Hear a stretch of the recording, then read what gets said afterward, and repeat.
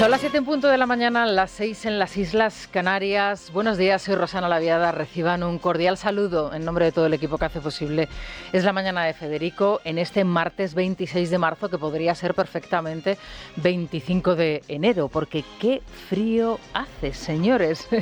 Permítanme que les advierta que si van a tener que salir de casa en las próximas horas, sobre todo si lo hacen en la zona norte de la península, pero también si lo hacen en las zonas aledañas, por ejemplo, a las montañas y en cotas de 600 y 1000 metros, abríguense, porque hasta aquí llegará la nieve y hace frío, pero que mucho frío prácticamente en todo el país. Las lluvias van a ser fuertes, persistentes en los Pirineos, en el oeste de Galicia, también en el litoral sudeste, y las precipitaciones, como les digo, las lluvias, aunque locales, van a ser generalizadas en todo el país. Esto lo están padeciendo mucho todos aquellos que, se reservaron unos días de vacaciones o se reservaron unos días de descanso y de recogimiento para ir a las procesiones de Semana Santa. Es una lástima, pero es cierto que esta Semana Santa probablemente vaya a ser de las más lluviosas en los últimos años. El viento también va a soplar con fuerza, especialmente en las zonas del litoral, también en la montaña y en el interior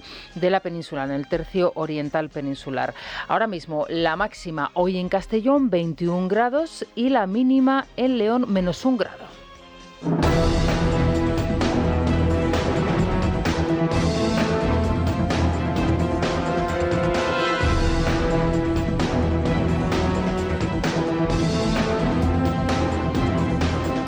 No se me olvida, hoy es San Braulio, así que felicidades a todos aquellos que nos están escuchando, a todos aquellos que son miembros del Club de Libertad Digital especialmente.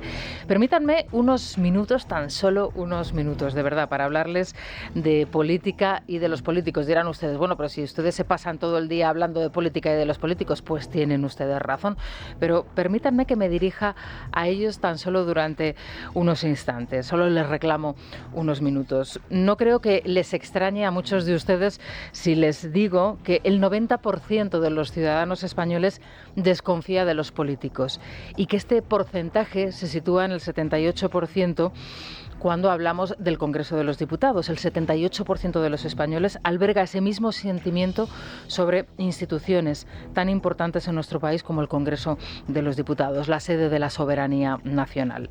Son datos del Eurobarómetro que sitúan a nuestro país muy por debajo de la media europea en aceptación e identificación de nuestras instituciones y nuestros políticos. Es decir, que si nos comparamos con nuestros socios europeos, la aceptación que tenemos o la imagen que tenemos de los políticos y de las instituciones que los albergan es prácticamente nefasta. Por eso, en un país donde para la mayoría de los ciudadanos los políticos son un problema y no parte de la solución o el vehículo para la solución de los mismos, es una desgracia que personas como Maite Pagazaurtundúa anuncien que abandonan la escena pública, que abandonan lo público. Maite, eurodiputada de Ciudadanos, a la que ustedes han podido escuchar en este programa en reiteradas ocasiones a lo largo de los últimos años, ha defendido hasta la extenuación la libertad en el concepto más amplio de la palabra.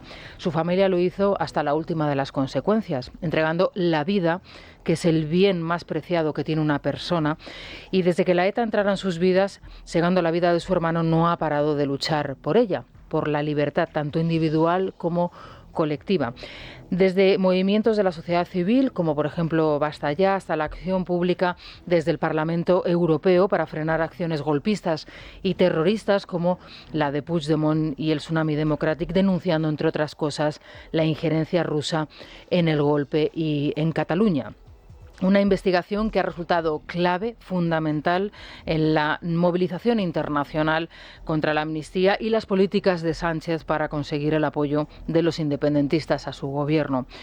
Por eso, hoy es un día triste, es un día desgraciado para todos nosotros, el conocer, el saber y el tener que contarles que gente tan valiosa como Maite Pagaza abandone la política con mayúsculas, que en casos extraordinarios todavía se ejerce en España.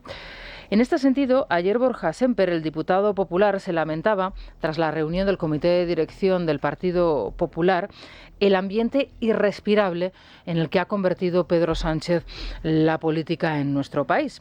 Habla Semper de una distopía donde la crítica es inaceptable y da paso a una sensación pública y a una sanción pública absolutamente bochornosa. Esto es lo que decía el portavoz de los populares. Es que el mismo que dijo que no dormiría con Pablo Iglesias en el Consejo de Ministros y al día después le nombra vicepresidente del gobierno, es que no sabía que eso iba a ser una política que iba a crispar la política española. Es que hemos naturalizado que desde las ruedas de prensa del Consejo de Ministros la portavoz del gobierno se dedique a responder a la oposición o responder a líderes autonómicos. Es que el gobierno no tiene que hablar de lo que hace el gobierno. ¿En qué distopía vivimos? No salgo de mi asombro que el de la fachosfera, el de muro entre españoles, el que señala a medios de comunicación y a grupos editoriales, el que solo nos habla de sus problemas, resulta que alegue que quienes crispamos y que quienes generamos esto en España somos los demás. En fin, pues bienvenido a la realidad sanchista, señor Semper. Este es el país que ha construido efectivamente Pedro Sánchez, no sin ayuda, por cierto, de la oposición, que pudiendo evitarlo en numerosas ocasiones también ha contribuido a que esto sea así. ¿O no es cierto que personas como Maite Pagaza abandonan la política porque partidos como el suyo, el Partido Popular y lo que queda de Ciudadanos han puesto sus intereses particulares por encima de los generales? Reflexionen, por favor, portavoz, porque la historia de nuevo se repite. Es La Mañana de Federico. Es Radio. Hoy José Montilla, el expresidente catalán del PSC, sí, lo recordarán todos ustedes, el que llevaba sus trillizas al colegio alemán, le cuenta a Iñaki Ellacuría en el diario El Mundo que no hay que poner en la agenda política el referéndum catalán. Sin embargo, el gobierno lo ha puesto. Bueno, pues bienvenido al club, señor Montilla, que 15 años después de lo suyo lo ha dicho y lo reitera cuando Marta Rovira, precisamente desde Suiza, la número 2 de Esquerra Republicana, que no tiene por qué mentirnos, bueno, pues lo asegura, que esto se está produciendo y que esto ya se está negociando. Volviendo a Montilla, Ellacuría le pregunta por los errores del pasado. Bueno, ¿qué errores ha cometido usted? ¿Qué errores cometió su partido? Y qué raro, el político no ve ninguno de su parte y menos aún de su partido. Volvemos otra vez a lo mismo, a lo que les comentaba anteriormente. No es de extrañar, por tanto, que el 90% de los españoles considere que los políticos lo mejor que se puede hacer con ellos es arrugarlos como un papelillo y tirarlos a la basura. La culpa la tuvieron, como no, los jueces del Constitucional. Esto es lo que dice Montilla hoy en el diario El Mundo, que declararon ilegal el Estatuto de Cataluña. El PSOE niega, por tanto, que haya un referéndum sobre la mesa, que se esté planteando esta posibilidad en la negociación con Esquerra y con Junts, y sus socios de momento lo que hacen es que no, es que esto es un punto prioritario y es el siguiente punto en la negociación. Lo dicen los dos, Esquerra y Junts. Bueno, Luis Díaz, Sergio Heras, buenos días. Buenos días, Rosana. Las dos fuerzas separatistas compiten en su escalada de exigencias a Pedro Sánchez para conseguir el liderazgo en la región, al tiempo que el PSC de Illa es forzado a ocupar una posición complicada hacia su electorado constitucionalista, que en su mayoría se declara contrario a la ley de amnistía. En esta línea, el gobierno recurre ante el Constitucional la admisión de una iniciativa popular para la declaración de independencia y que fue aceptada por el Parlamento catalán el pasado mes de febrero. Desde Junts, Oriol Junqueras se manifestaba ayer al respecto y decía que si hay que volver a la cárcel, se vuelve. Marta Rovira en TV3 hablaba de un proceso gradual de negociación que comenzó con la eliminación de los delitos de malversación y sedición y concluirá con el referéndum de independencia. Les escuchamos. Nosotros nos sentamos para hablar del referéndum, un referéndum que es posible, que puede ser pactado con el Estado español, que ya ha existido en otros conflictos políticos, que es un instrumento de resolución del conflicto, un referéndum en el que cabe todo el mundo, los que quieren votar que sí y los que quieren votar que no. I si per fer-ho calgués que alguns de nosaltres haguéssim de tornar a la presó, hi tornarem. Eso es lo que decía Junqueras, y si tenemos que volver a la cárcel, volveremos. Claro, lo dice en la situación en la que lo dice, cuando ya ha salido de prisión y cuando sabe perfectamente que no va a volver, porque Pedro Sánchez así lo ha dispuesto. una persona, lógicamente, que ha pasado un tiempo en la cárcel, desde luego muy bien de la cabeza no tiene que estar si dice que si tiene que volver a la cárcel lo volvería a hacer por una cuestión de este tipo, política, sobre todo cuando a Junqueras ya vemos el pago que le están dando. En cualquier caso, el Partido Socialista niega que se estén produciendo estas negociaciones, estos contactos, pero, como es lógico y normal, en la oposición no se lo creen. Rubén Fernández, buenos días. ¿Qué tal? Buenos días. Al PSOE le pasa lo del cuento de Pedro y el Lobo. Renegaron de los indultos, de la reforma de sedición y de la amnistía, pero luego acabaron aprobándolo todo. Así que ahora, cuando Esther Peña niega que estén negociando con Esquerra un referéndum... El Partido Socialista no está en ninguna negociación que hable de rupturas, de referéndum y de divisiones. La oposición no les cree. Para el PP, los separatistas no mienten. Borja Semper, portavoz. La ley de amnistía en tramitación no va a ser suficiente para saciar las ansias independentistas, como no lo fueron los indultos, como no lo fue la rebaja de los delitos de malversación, o como no lo fue la eliminación del delito de sedición. Nada es suficiente, porque el objetivo político del independentismo es alcanzar la independencia de Cataluña. Y algo parecido desde Vox, José Antonio Fuster. Simplemente plantear esa negociación, solamente plantear esa negociación es un ataque al Estado de Derecho, es un ataque a la Constitución, es un ataque a la nación histórica, es un ataque a la nación política que deviene de esa nación histórica, es un ataque a España. Así que imagínense lo que nosotros pensamos de alguien que plantea esa negociación y que le responde. Y dice, sí, vamos a hablar. Hasta ahora no tenemos conocimiento de que el Partido Socialista haya decidido, sí, vamos a hablar sobre ese tema. Esperemos que nunca lo haga. Esquerra, Vox y PP. Todos creen que al final habrá referéndum. Bueno, pues esto es lo que nos cuenta nuestro compañero Rubén Fernández, que es la reacción que se produce ante las noticias, que, insisto, no tenemos por qué dudar de ellas. La situación ahora mismo de Marta Rovira en Suiza como número 2, sin ninguna intención de momento de regresar, tampoco tendría por qué hacernos pensar que está mintiendo. Y del Partido Popular, pues, ¿qué quieren ustedes que yo les cuente? Que son las 7:12 de la mañana, las 6:12 en las Islas Canarias, y todavía no hay un candidato a las elecciones en Cataluña por parte del Partido Popular para el próximo 12 de mayo. Y les voy a ser sincera, es que después de escuchar ayer a Borja Semper a esto de la 1:30 de la tarde en su rueda de prensa, estaba convencida, estaba segura de que Alejandro Fernández no iba a ser el candidato del Partido Popular a las elecciones en Cataluña, pero después de conocer el último comunicado que ya anoche, a última hora, emitió el aparato del Partido Popular, he de confesarles que a esta hora sí que creo que Alejandro Fernández va a ser el candidato del Partido Popular a las elecciones en Cataluña. Así que, pues miren, esto es lo que hay, que no les puedo decir más que las sensaciones que tengo, porque la información, y no entiendo por qué, es la que se está dando desde el Partido Popular, confusa, inadecuada absolutamente, en unos tiempos que nadie comprende, a lo mejor ellos sí, pero que desde luego sus votantes en Cataluña comienzan ya a sospechar de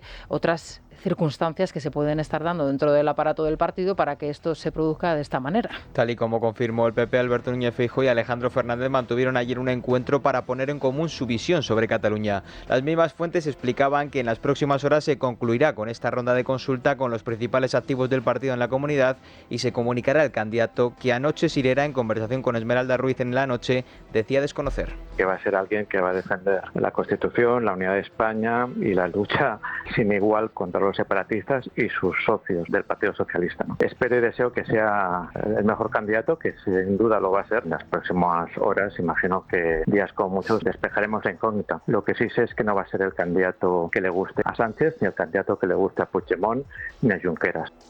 Vamos, que entre esto y no decir nada, pues nos quedamos con la segunda de las opciones. Esperemos que en las próximas horas les podamos dar más información al respecto. La cuestión del cupo catalán, de esa financiación extraordinaria a modo de Navarra y del País Vasco, es un objeto prioritario para Esquerra Republicana de Cataluña, que se ha centrado precisamente en esa cuestión, en la cuestión económica. Esta situación, lógicamente, pone en un plano, digamos, de igualdad al independentismo catalán con el Partido de Nacionalistas Nacionalista Vasco, al que le ha sentado fatal que Pere Aragonés vaya por esta vía, la de la negociación de una financiación exclusiva, absolutamente privilegiada para los catalanes. Como se pueden ustedes imaginar, el resto de presidentes autonómicos, tanto del Partido Socialista como del Partido Popular, he de decirles, porque la semana pasada ya salió el propio Page y también Barbón desde Asturias para decir que ese sistema de financiación exclusivo para los catalanes no lo compartían, que no estaban de acuerdo con ellos. El caso es que es curiosa la reacción que se ha producido en el Partido Nacionalista Vasco al respecto, y también es curiosa la reacción que se va a producir en las próximas horas por diferentes agentes, entre otros, por ejemplo, la Asociación de Inspectores de Hacienda. Sí, la demanda de un concierto propio para Cataluña se convierte en una de las principales demandas de Esquerra. El presidente catalán, Pere Aragonés, insistía en la necesidad de un sistema de financiación singular como el del País Vasco y el de Navarra. Este tema ha provocado la reacción y el enfado del resto de presidentes autonómicos como Isabel Díaz Ayuso. Es que volem un modelo singular. Perseguimos un modelo singular como el País Vasco y Navarra. Ni más ni menos, un sistema de financiación singular que sea la base de una relación bilateral entre el Estado y Cataluña y que la Generalitat recaude y gestione todos los tributos que Cataluña genera. Tots els tributs que Catalunya genera. Justo en el momento en el que nuestro país está empezando a secarse, su convivencia, su prosperidad y muchas de sus empresas a manos de la corruptela del nacionalismo, del independentismo, que supone que con el dinero de todos los españoles quieren fabricar una nación y atosigar y perseguir a la inversión y a la empresa para fabricar identidades con las que sustentarse en el poder. Por otro lado, la Asociación de Inspectores de Hacienda del Estado rechaza de plano la propuesta de financiación singular que persigue la Generalidad. La asociación, a la que están adscritos el 70% de los inspectores de toda España, considera que el planteamiento es inconstitucional y dejaría a Cataluña en una situación de privilegio. Además, defienden que esto provocaría la fragmentación de la agencia tributaria y podría abrir la puerta a la deslocalización. Esta reforma conculcaría los principios de igualdad, de solidaridad y de justicia, y conllevaría además la ruptura de la agencia tributaria española. Es la primera vez que se solicita de una manera clara y rotunda una independencia fiscal para Cataluña.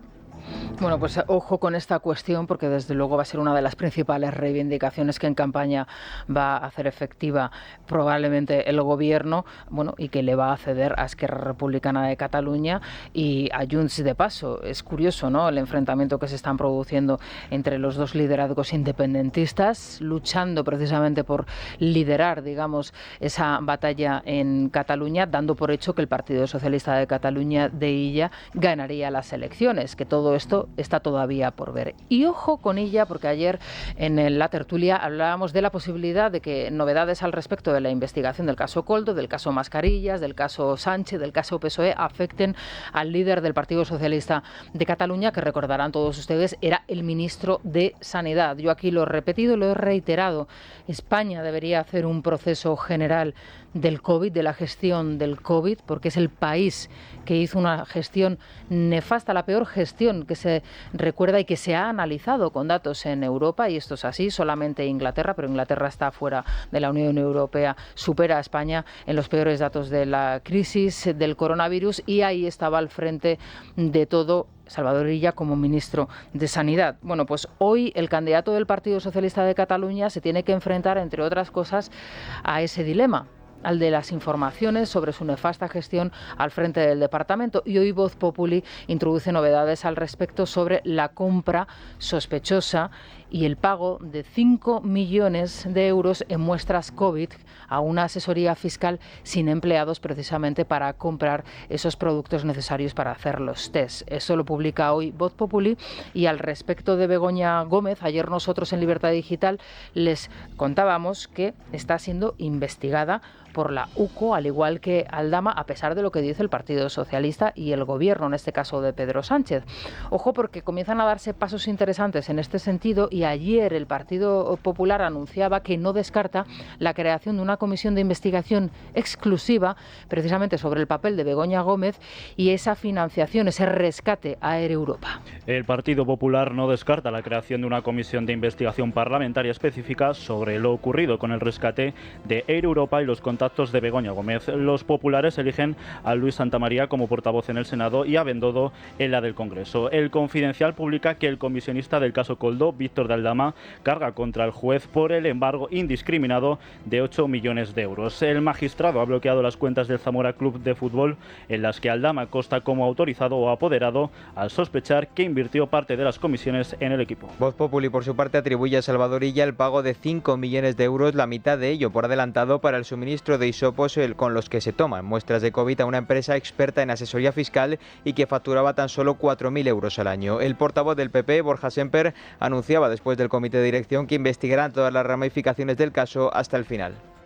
Tengo que decirles que investigaremos en el Senado todas y cada una de las ramificaciones de esta trama que, les recuerdo, afecta a 6 ministerios, a 2 secretarios de organización del Partido Socialista y a 2 expresidentes autonómicos socialistas, y que analizaremos también parlamentariamente el rescate a empresas investigadas por sus posibles vínculos con el entorno del presidente del Gobierno. Se estaba refiriendo lógicamente a Begoña Gómez. Respecto a esa información del diario Voz Populi, hay que recordar que está introducida en una querella que presenta Vox estos datos relativos a esta firma, a esta auditoría, en donde realmente pues no se compensa, no está compensado ese contrato millonario a dedo con la facturación que hacía la compañía y sobre todo teniendo en cuenta que no tenía, por ejemplo, empleados, ¿no? Es una cifra muy, muy abultada para una pequeñísima empresa.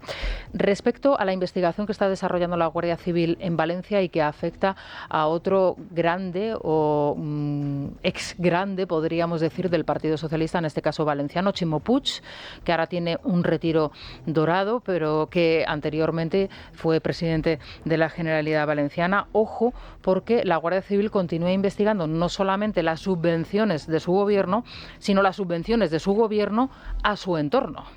Tal y como les cuenta Libertad Digital, la Guardia Civil ha seguido con las labores de control y una de las pruebas aportadas por la Policía Judicial al caso prueba que la vivienda de su otro hermano, Jorge Puig, se pagó con subvenciones para su alquiler, con lo que trató precisamente de justificarlas. Los investigadores concluyen que la vivienda era en realidad el domicilio particular de Jorge Puig y no de la sede de una de las empresas investigadas. También se demuestra que el expresidente subvencionó desde la Generalidad el reportaje fotográfico de la boda del socio de su otro hermano, Francis Puig, con el mismo objetivo, justificar el dinero público recibido. Vamos, que ahí se pagaban viviendas, se pagaban productoras, se pagaban reportajes fotográficos en las bodas, no sé, de ahí vamos a llegar también al catering, en fin, para que luego digan de quién es exclusiva la corrupción y las mordidas y las subvenciones irregulares y los contratos irregulares a dedo.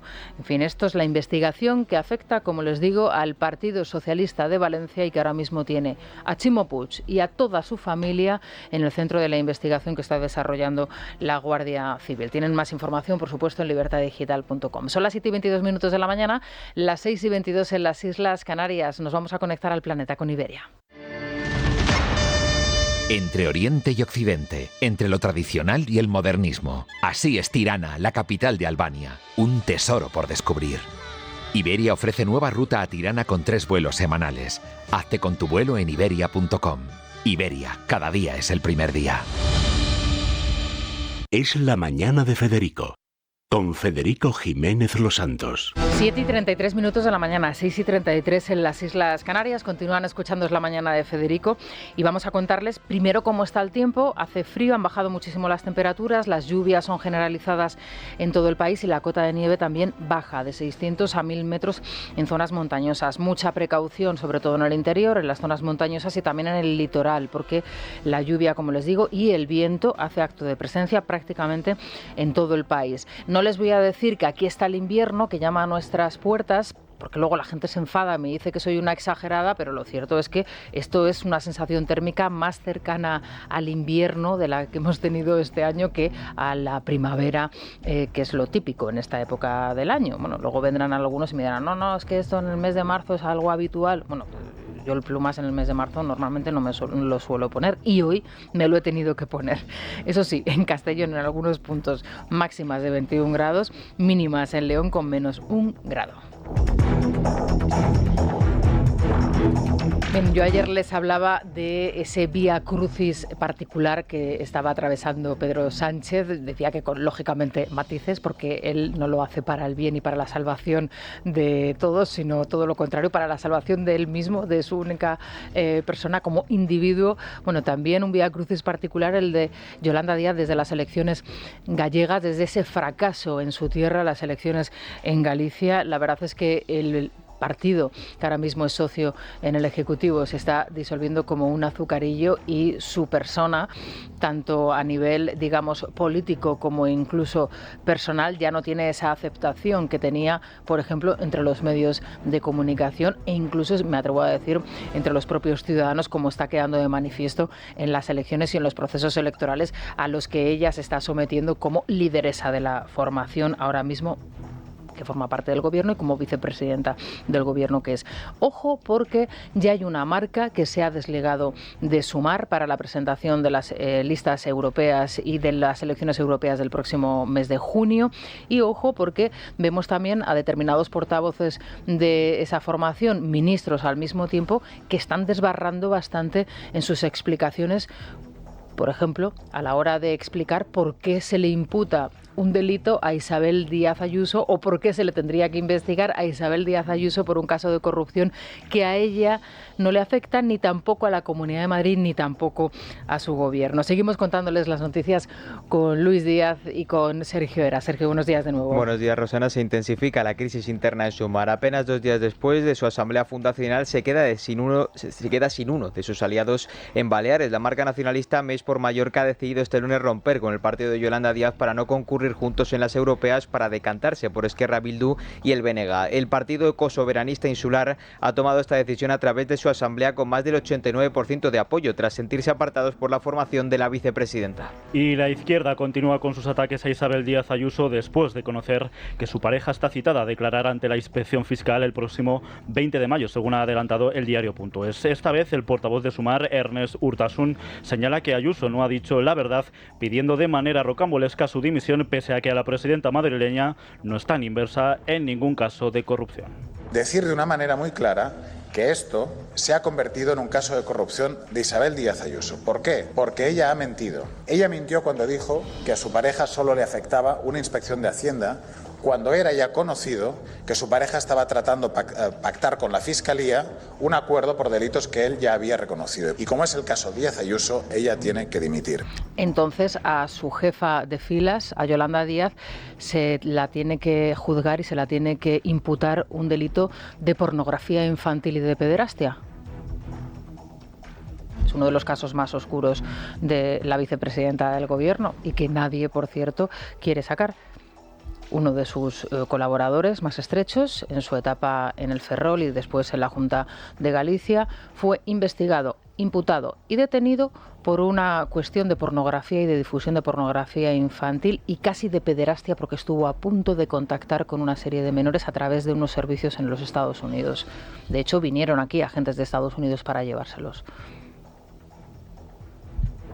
Entonces a ella, a Yolanda Díaz, también se la tiene que imputar por un delito de pornografía infantil y de pederastia. También se la tiene que pedir que ponga su cargo a disposición. No, yo creo que esto no tiene ningún sentido, y el propio Urtasun, si es cierta la preparación que dicen que tiene, sabe perfectamente que está mintiendo y que está diciendo algo que no es lógico cuando está haciendo esa declaración. En cualquier caso, que se lo haga mirar, porque no por mucho repetir una mentira, la gente va a pensar que eso es verdad. Y lógicamente habrá que tomar cartas en el asunto, al menos denunciarlo.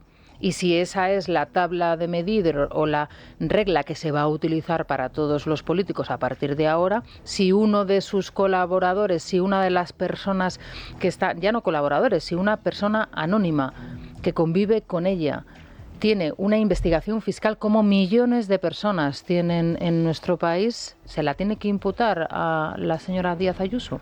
Es que el caso de Yolanda Díaz es mucho más grave, porque era una persona que trabajaba con ella, era su delfín, su número 2.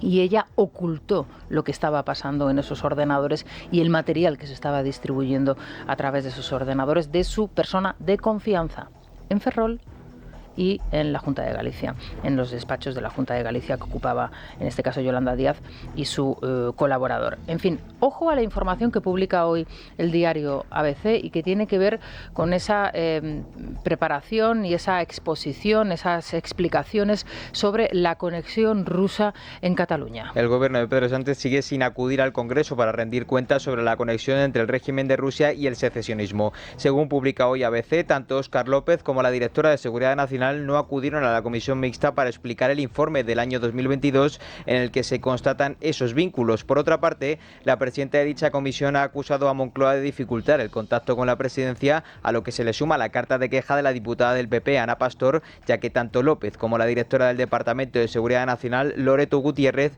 comunicaron 4 días antes que no podían asistir, pese a estar citados con anterioridad. Sabemos quién cometió esta atrocidad contra Rusia y su gente. Lo que nos interesa es el patrocinador. Esta atrocidad puede ser un nuevo vínculo con quienes desde 2014 han estado luchando contra nuestro país a través del régimen neonazi de Kiev.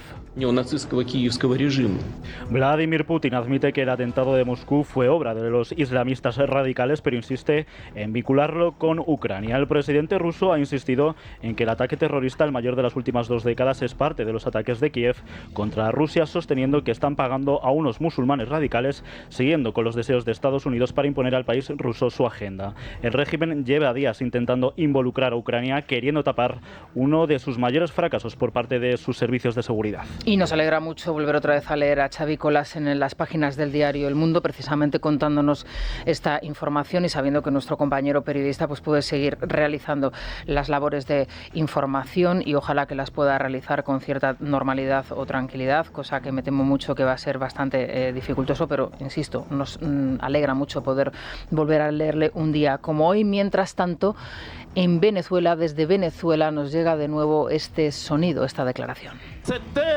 Ser el candidato del bloque histórico bolivariano, chavista y revolucionario más grande, más diverso, más colorido que se haya conformado en todos los tiempos en Venezuela. Acepto ante el pueblo este destino para ir a las grandes transformaciones, para parir juntos una nueva sociedad.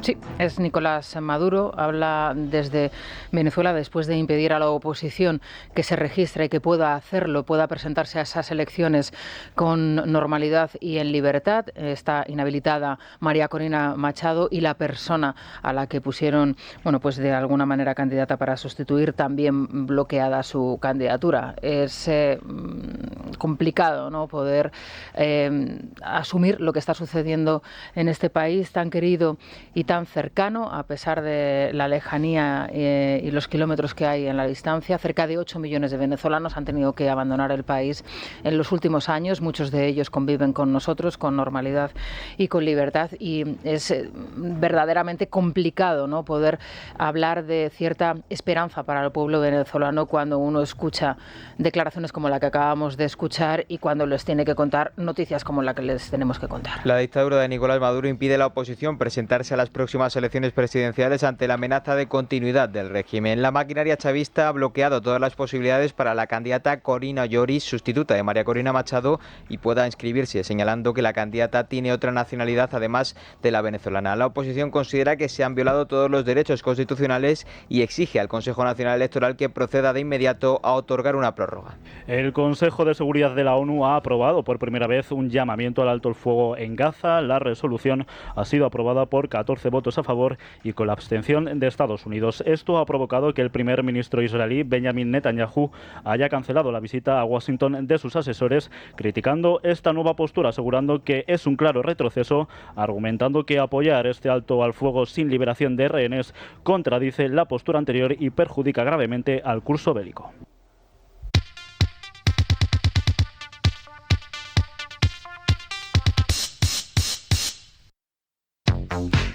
Bueno, con esta música nos tenemos que ir a la Mutua, Sergio. Eso es, Rosana. No tenemos alternativa. No hay otra alternativa. Yo hay un miedo que tengo al futuro es cuando mire un recibo y, por ejemplo, de un seguro y sorpresa me hayan subido el precio. Bueno, pues seguramente, como le pasa a mucha gente, casi todos tengan que hacer la misma pesadilla de todos los años, buscar otra aseguradora para ahorrar un poco. Pues hay que relajarse porque menos mal que hay compañías como la Mutua, porque si te vas a la Mutua con cualquiera de tus seguros te bajan el precio sea cual sea. Es muy fácil, solo hay que llamar al 91 555 55 55 91 555 55 55 y venirte a la Mutua. Bueno, ya a lo mejor me equivoco, pero tú de momento muchos recibos, claro, por alguno, eso, pocos, en el futuro, es uno de los miedos futuros que hay, que puedo tener. Bueno, pues sí, haces bien. Claro que sí, hay que ser previsor. Es La Mañana de Federico. Es radio. Luis Fernando Quintero, ¿qué tal? Buenos días. ¿Qué tal, Rosana? Muy buenos días. Bueno, noticia que podría perfectamente abrir hoy la edición de cualquier periódico de tirada nacional. Nuestro comentario de las 7 de la mañana, de las 6 de la mañana. El Estado compra un 3% de Telefónica a través de la SEPI. Bueno, esta operación ya se había avanzado en su momento, lo que pasa es que se ponía en duda al no haber unos presupuestos. Ahora, utilizando determinados subterfugios, el Gobierno la materializa. ¿Y a dónde nos lleva? Es la gran cuestión. Claro, aquí sigue habiendo muchas dudas. Es verdad que es una operación que ya se había anunciado, la entrada del Gobierno en Telefónica a través de la SEPI, nacionalizando de facto una parte muy importante del accionariado de la compañía, de la propiedad de la compañía. Quiere llegar hasta el 10%. Bien es cierto, es una operación de 2.000 millones, es una operación de muchísima envergadura y arranca con un 3%, que es la noticia que conocimos ayer, esa compra que ya se ha ejecutado a través de la SEPI, una compra que se ha hecho efectiva y se ha comunicado a la Comisión Nacional del Mercado de Valores, que le convierte de facto al Gobierno en uno de los principales accionistas de la compañía. El cuarto, ¿no? Sí. Es el cuarto accionista de la compañía y, en este caso, Rosana, pidiendo un asiento en el Consejo de Administración. Claro, si uno conoce la estructura de la SEPI, una estructura pues patrimonial de unos 2.000 millones de euros y que según las últimas cuentas pues tenía reservados 200 millones para hacer este tipo de inversiones, una operación de esta envergadura del 3% que asciende a 700 millones de euros, yo creo que el Ejecutivo al menos tendrá que explicar de dónde ha sacado la SEPI esos 700 millones para ponerlos en marcha. Si ha tirado de fondos europeos, si ha tirado de esa estructura que se supone que están montando de SEPI tecnológica o si se va a hacer a través de créditos sindicados. Lo que es cierto, lo que ya estamos viendo, lo que se está materializando es esa estrategia que ya veíamos avanzada del Gobierno de entrar en compañías del IBEX 35. Ya está en Indra a través de la SEPI también, ahora ya está en Telefónica y además está en Telefónica con una excusa, con una explicación vaga, hay que decirlo, porque su explicación es, oye, entraron los saudíes... No convenció en su momento y sigue sin convencer esa explicación. Entraron los saudíes y entonces, pues para que sigamos manteniendo una posición de control y aquí no pase nada y podamos controlar la compañía, para evitar que los saudíes hagan ninguna cosa, bueno, pues vamos a entrar. Sigues teniendo tu acción de oro que has querido ejercer en otros casos. Recordemos, en Naturgy estuvo a punto de oponerse, al final se opuso con matices únicamente a la entrada de un fondo de pensiones australiano, un fondo con vocación de permanencia, que lo único que quería era participar del beneficio de Naturgy y así ofrecérselo a sus partícipes en Australia. Esto le pareció muy mal, estuvo a punto de ejercer la acción de oro. En el caso de los saudíes no ha pasado nada y lo que hace es utilizarlo de excusa para entrar dentro del accionariado. Esto es más una nacionalización que otra cosa. Es un proceso fundamental en, digamos, los pasos que dan los regímenes autoritarios, ¿no? Hemos visto el control de las instituciones, por ejemplo, de los determinados tribunales de justicia, de los parlamentos, de las instituciones del Estado, como digo, y por otro lado la nacionalización de las empresas públicas. Eso lo hemos visto en regímenes totalitarios muy cerca de aquí. Acabamos de escuchar a Maduro, pero son algunos de los pasos que nos recuerdan a situaciones que se han visto, por ejemplo, en países como Argentina también, ¿no? Y que es algo que vemos en paralelo a otras cosas que suceden con las empresas que no son las habituales. No es habitual que un gobierno cargue directamente contra una de las empresas más importantes del país, como es el caso de Repsol, o contra una de las empresas más exitosas en todo el mundo, como es Inditex, o contra uno de los mejores supermercados que está en marcha desde hace años en España, como es Mercadona, o que carguen contra Ferrovial o que utilicen resortes del Estado como la propia Hacienda Pública para amenazar directamente a empresas, como sucedió con Ferrovial o con bueno, hoy hay Consejo de Ministros, lo mismo dan alguna explicación. Sí, estaremos muy pendientes a ver si nos explican cómo han ejecutado esa compra. Bueno, es la cuestión que aparece en todos los diarios económicos, pero nosotros en Libre Mercado además llevamos una información interesante, al menos el titular me ha llamado mucho la atención: el suicidio de Sánchez. Si Madrid pidiera recaudar todos los impuestos como Cataluña, desaparecería el Estado. Y es que es tal cual. Es evidente. Claro, ¿qué está pidiendo Cataluña? Cataluña está pidiendo recaudar todos los impuestos, utilizarlos para sí y que además toda España les demos la mitad de nuestro PIB prácticamente. Las gracias y que les aplaudamos. Sí. No, vais a recaudarlo todo, lo vais a manejar y además nosotros os iremos pagando para que tengáis todo el dinero del mundo y más. Claro, si si por lo que fuera el gobierno accediera a estas demandas del señor Puigdemont y de la Esquerra, claro, cabe decir, oye, ¿y qué va a hacer Madrid? Porque a lo mejor Madrid dice, sí, hombre, y ahora me va a tocar a mí pagar también toda esa fiesta y poder pagar al resto de comunidades autónomas que son deficitarias, que son receptores netos de la solidaridad interterritorial y que cuando Cataluña falte van a tener déficit de recursos. Claro, cabría esperar que Isabel dijera, bueno, pues entonces yo también. Claro. Pero es que si Madrid dice yo también, se acabó lo que se daba, no habría dinero para ninguna comunidad autónoma. Esto al final es ese federalismo asimétrico que tanto ha esgrimido el Partido Socialista como solución al sistema autonómico en España. Pero claro, sería como... ¿Quién dijo aquello de sí, la Hacienda somos todos, pero unos más que otros? Bueno, pues en este caso todo para Cataluña y nada para el resto. Bueno, pues luego a partir de las 9 abrimos la bolsa contigo y nos cuentas más detalles o más datos en el caso de que se produzca alguna última viendo hora a ver si nos o alguna van contando novedad por parte del Gobierno. Ahora se van a quedar con las noticias más cercanas, las de su comunidad, y de regreso vamos a tener una entrevista muy interesante. Vamos a abordar la cuestión de Telegram, esa orden por parte del juez Pedraz, que en 24 horas se ha desdicho. Recordarán ustedes que solicitó la suspensión por una cuestión de derechos de autor, por una demanda interpuesta relativa a los derechos de autor, y en 24 horas se ha desdicho de ese auto, de esa decisión que había tomado el juez, y finalmente, considerándola desproporcionada, ha decidido no ejercer esa acción. Vamos a hablar con un abogado experto en esta materia para que nos cuente qué es lo que está pasando con Telegram y sobre todo cuáles son los derechos de los 8 millones de usuarios que se verían lógicamente coartados y amenazados en el caso de que una orden judicial como la que quería imponer el juez Pedraz se llevase a cabo. Vamos a hablar con él de estas cuestiones y luego nuestra tertulia a partir de las 8:30 con más temas.